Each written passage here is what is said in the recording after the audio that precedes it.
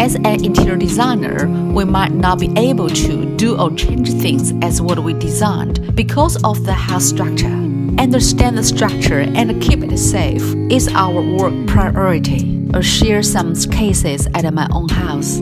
Structure wall. When we started to think how to connect this existing building and one addition, our original idea was to push the whole wall out by 1 meter. But the structure did not support this idea.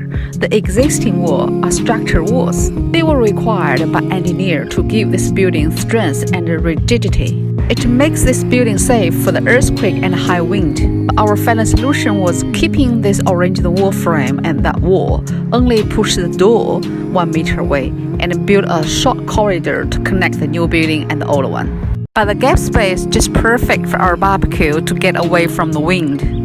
An interior designer, the bad thing is we could be involved to be the design process for the structure. For example, before we start to build this house, we aim to capture the sun and the sea view as much as we could. Then we start to talk with the engineer, get to know the widest beam we can choose.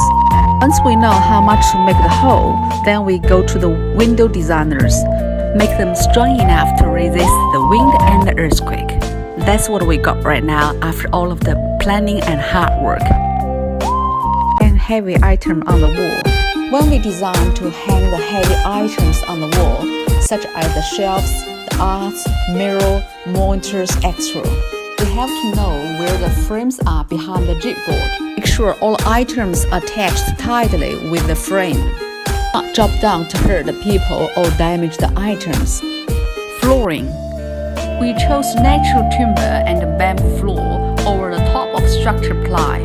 Not only easy way to build it, more important is to reduce the load of structure. It makes the house much safer.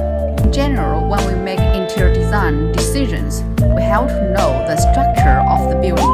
Any our design work should make sure keep this house structure